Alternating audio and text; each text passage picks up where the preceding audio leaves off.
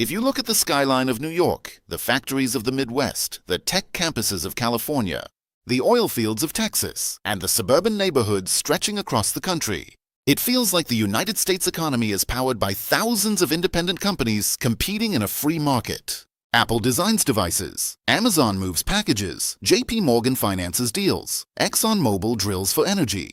Walmart fills shopping carts. On the surface, it looks decentralized, competitive, and widely owned by millions of shareholders. But when you go deeper into ownership filings, proxy statements, and institutional disclosures, a different picture begins to emerge. Behind many of America's largest corporations stands a small group of financial institutions that collectively manage trillions of dollars.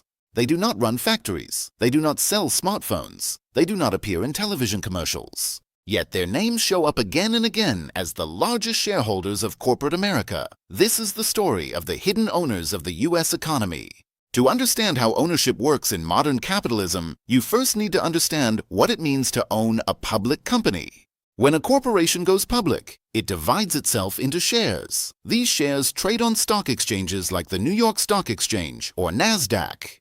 Anyone can buy them. Ownership becomes fragmented among individuals, pension funds, mutual funds, insurance companies, and hedge funds. In theory, millions of Americans own pieces of corporate America through retirement accounts and brokerage portfolios. But in practice, those shares are often held and managed by large asset management firms on behalf of clients. Asset managers are companies that invest money for others. When a teacher contributes to a retirement plan, or a firefighter invests in a pension fund, or a worker adds money to a 401k, that capital is typically pooled into mutual funds or exchange-traded funds. Those funds are often operated by a handful of enormous asset managers. Three names frequently appear at the top: BlackRock, Vanguard, and State Street. Collectively known by some analysts as the Big Three, these firms manage tens of trillions of dollars in combined assets. If you examine shareholder data for companies like Apple, Microsoft, Google's parent Alphabet, or major banks, you will often find these asset managers among the largest institutional owners. This does not mean they own the companies outright. Instead, they hold shares on behalf of millions of investors. However, because of their scale, they control significant voting power.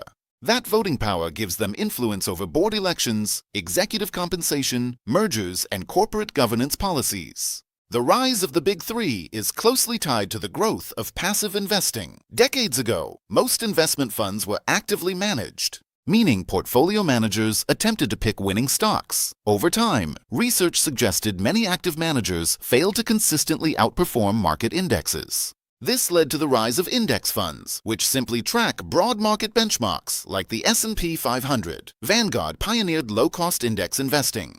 As investors sought lower fees and diversification, passive funds attracted enormous inflows of capital. Today, index funds hold large stakes in virtually every major publicly traded company. Because the Big Three dominate the index fund market, they hold shares across the entire economy. This creates a situation where the same asset managers are significant shareholders in companies that compete with each other. For example, they may own stakes in multiple airlines, multiple banks, or multiple pharmaceutical companies simultaneously. Beyond asset managers, another group of hidden owners exerts substantial influence: private equity firms. Unlike public asset managers that hold minority stakes, private equity firms often acquire companies outright. These acquisitions are frequently financed with a combination of equity and borrowed money, a strategy known as a leveraged buyout. When a private equity firm acquires a company, it typically restructures operations, cuts costs, and aims to increase profitability. Many Americans interact daily with companies owned by private equity without realizing it. Hospitals, nursing homes, and restaurant chains may all fall under their control. The concentration of ownership power has sparked intense debate. On one side, supporters argue large asset managers are simply intermediaries. The ultimate beneficiaries are retirees, workers, and institutions seeking long-term returns. On the other side, critics point out that voting power is centralized within relatively small executive teams. Governance decisions are influenced by a concentrated group. Corporate governance is the primary mechanism through which ownership translates into power. Shareholders vote on directors who sit on corporate boards. Those boards hire and fire chief executives, approve compensation packages, and oversee strategic direction. Over time, they have pushed for policies related to transparency, climate risk disclosure, diversity, and executive accountability. Another hidden layer of ownership lies in pension funds and sovereign wealth funds. Large public pension systems manage hundreds of billions. Similarly, sovereign wealth funds from countries like Norway, Saudi Arabia, and the UAE invest heavily in U.S. equities and real estate. Through these channels, global capital becomes embedded in American corporations. The globalization of capital means ownership is not limited to citizens. Real estate provides another example of hidden ownership. In many cities, large institutional investors own apartment complexes and office buildings. Tenants may see a local property management office, but behind that entity could stand a national or global investment firm. Infrastructure assets are increasingly owned by investment funds as well. Toll roads, airports, and energy pipelines often operate under long-term agreements. Infrastructure funds promise stable cash flows, making them attractive to pension systems seeking predictable returns. Technology has amplified the power of scale. Asset managers rely on advanced data analytics and algorithmic systems to allocate capital. The ability to monitor risk at scale strengthens the dominance of large firms. Economies of scale also reduce fees, attracting more investors. Despite their influence, asset managers typically maintain that they are passive owners. They do not run day-to-day operations. However, the distinction between passive ownership and active influence can blur when voting decisions shape corporate policies. Because index funds must hold all companies in a benchmark, they cannot easily sell underperforming firms. This creates incentives to engage with management. Engagement may include private meetings, public letters, or votes against board members. These stewardship activities shape corporate norms.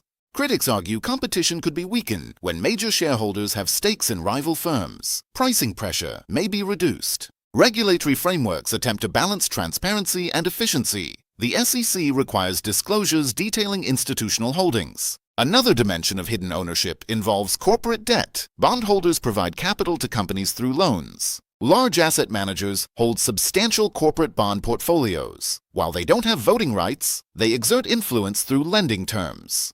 Private credit has grown significantly. Instead of borrowing from banks, companies increasingly obtain financing from private funds. Private credit arrangements are less transparent, contributing to concerns about systemic risk and shadow banking. The financialization of the economy refers to the increasing role of financial actors. More sectors become embedded in financial structures. Critics worry about short-term profit pressures affecting service quality and long-term sustainability. Supporters argue discipline improves efficiency. The hidden owners of the U.S. economy do not gather in secret rooms. Their power is structural rather than conspiratorial.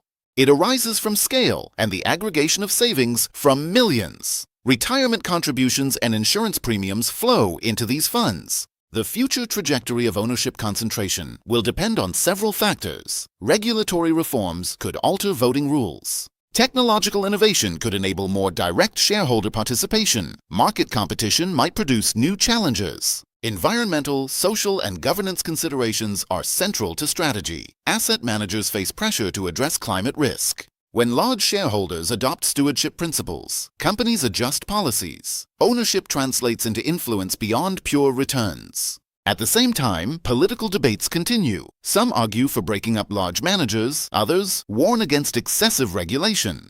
The U.S. economy remains vast and diverse, driven by entrepreneurs, workers, consumers, and innovators. Yet the capital underpinning this activity increasingly flows through centralized channels. The hidden owners are institutional intermediaries. Their influence is embedded in the architecture of modern finance. Understanding this architecture requires moving beyond simple narratives. Asset managers act on behalf of clients, yet they exercise voting power. Private equity firms rely on capital from pension funds. In the end, the hidden owners are the institutions that aggregate capital at scale. They shape governance and influence strategic decisions. Their power is neither absolute nor invisible. By examining filings and capital flows, a clearer picture emerges of how ownership works. The American economy is not secretly controlled by a single entity. It is influenced by networks of capital connecting millions of savers. Whether this structure strengthens stability or raises concerns will remain a central question. The hidden owners remain a defining feature of modern capitalism.